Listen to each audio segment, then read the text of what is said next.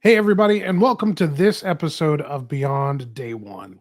I'm David, and today we're going to be talking about a subject that I think needs some discussion: professionalism. In this particular day and age, professionalism can mean several different things to different people. And if we don't come to agreement on what the definition of professionalism is and what we're looking for, Gen Z is never going to get it right. And we want to help them to get it right. Tonight, I brought with me a few friends to help us have this discussion. As usual, with me, I've got the League of Extraordinary Gentlemen. I've got with me Ryan. I've got Phillip. And also with us, we've got John. Welcome, gentlemen. Hope you guys are doing good. We hear this term professionalism, and I'm just curious, just right off the bat, to throw a question at you guys. When you hear the word professionalism, what does it mean to each of you? put my When I think of professionalism, I hear being well mannered, your p's and q's, making sure you're being respectful and being and honoring your employer, but kind of sticking to what they're asking you to do. Both when you're communicating with your people, with your coworkers and your bosses, and also when you're not communicating with them, how you're Mm, treating people that are your coworkers and people that are beneath you, and how you uh, handle the work that's in front of you, even without your boss breathing down the back of your neck. So it's kind of just it, respect is, if there was one word I can think of, it'd be respectful. mm, it's a great word. How about you, Ryan? To me, it means being prepared. So, a lot of times we think, oh, wearing, the right clothing, suit and tie. Yeah, that's part of it. You got to be prepared in your look, but also being prepared when you show up to a meeting. You know what it's about. You know what you need to say. You know what you need to bring to the table. Professionalism, um, being being prepared on how you're gonna manage your day and what you're supposed to do. What's very unprofessional is being reactionary, Mm, not having any foresight to the things that are going on, even day to day. Like if you're a cashier or customer service agent, if you're just reacting to everything, you're not going to react in a way that's going to be healthy for you or the company. But if a professional says, I know people are going to cuss me out, I know people are going to act like people, I know I'm going to have this meeting, I know I'm going to have to deal with Susan, and she's going to she knows how to push my buttons. Being professional is, I know those things are going to happen, so I'm going to be prepared for when inevitably they do. Whether they do or not, I don't know, but I'm going to expect them to. And so I'm going to be prepared. That's good. nice. How about you, Phil? I would say one of the big factors for me with professionalism is attention to detail and conducting yourself with excellence. It's an underrated skill, especially in today's world of everything quick and easy and convenient. When you've got people who are willing to go that extra mile, like I was just thinking about the other day, we had have a plumber come out to our house, and without even asking us or even us even mentioning anything, he had the little booties that you put on your work shoes so you don't walk on somebody's carpet with muddy shoes. You know what I mean? He had already had that figured out and thought out, and he had a very well prepared set of tools that he knew exactly what he was going to use for the job, and you could tell that he had, first of all, he has probably a lot of experience, and that he, like Ryan was saying, he didn't come in there like reactionary. He was already thinking about what could possibly be the issue, and he had all the tools necessary for that.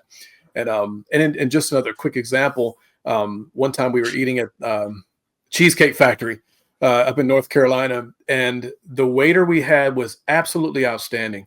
He knew all of the menu items. He knew everything about each dish. It's like the man had studied his position. He knew how to get things done, and even like with the cooks in the kitchen. It just seems like everything that he did was with excellence and with that attention to detail, to where you really felt taken care of. And to me, it's somewhat of a lost art. So if you can have that in your toolbox, and to increase your professionalism, you will stand out for sure. Yeah, that's good, everybody.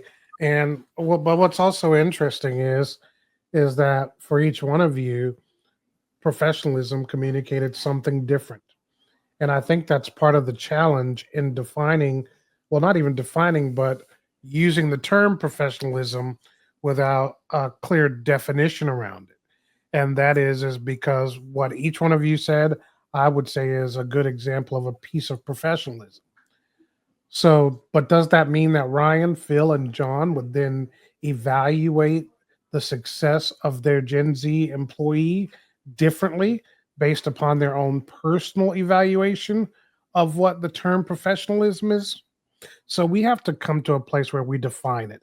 And then we can also add on the different pieces of the puzzle, because one of the things that you guys, I know you guys have seen, you'll see professional behavior and professionalism even in job descriptions about jobs.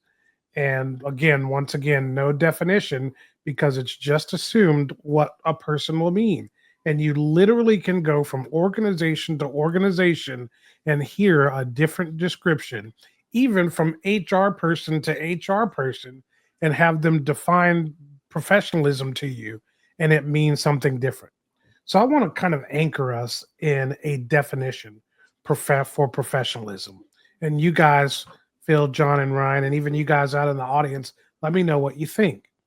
Professionalism is the consistent demonstration of competence, character, and composure, and how you show up, communicate, and contribute at work, even when no one is watching.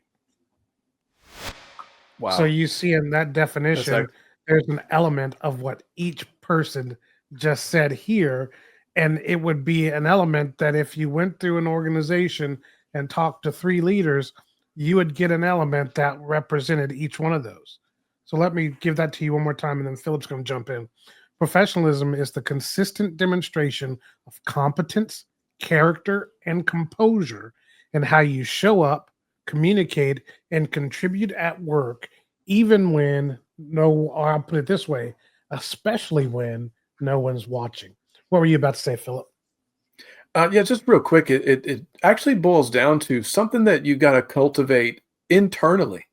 Right. You have to have the will to be excellent at your job, to be the best that you can possibly be based on your your skills and so forth, and have a mindset to always be improving your skill set. I think that's something that has to be developed and cultivated internally. It's not anything that can be forced on people. It's something that it has to come from within you. And until you develop that, like a mindset that says, I'm going to constantly strive for better. I'm going to constantly do my homework and research to find out how to get even better at what I do, more efficient at what I do, more, more competent at what I do. If you approach your work that way, it's almost inevitable that promotion will come, that opportunities will open up that maybe you didn't even think of when you first got the job. It's one of those kind of intangible qualities that if you possess it, it can put you at a big advantage. But if you don't, then you probably just kind of blend in with the rest of the crowd. Yeah, that's good, Philip. And to tag on what Ryan was saying, there's a time that when professionalism was talked about, especially when I was coming up in the workforce, professionalism had a lot to do with how you dressed. Mhm. True. It was Yeah. about attire. Were you a professional? Well, did you have a shirt and tie on? And was that shirt ironed? And it is, and the reality is that can actually probably be the smallest part of professionalism. It goes on, this description goes on to say it's less about appearance and more about attitude. Professionalism shows through your reliability, through your respect for others, emotional maturity, accountability, and commitment, like Philip was just saying, commitment to growth. It's the sum of your actions, not the aesthetic. Just grab hold of That's that. good. That's It's the good. sum of your actions, not the aesthetic. And so, in one sense, you look at this and you're like, everybody is right about what they're saying this is. But at the same time, everybody also had a piece of the puzzle. Now that we have a central kind of communication, John, thinking about that definition, my thoughts when I think about Gen Z is, Gen Z is more thinking about,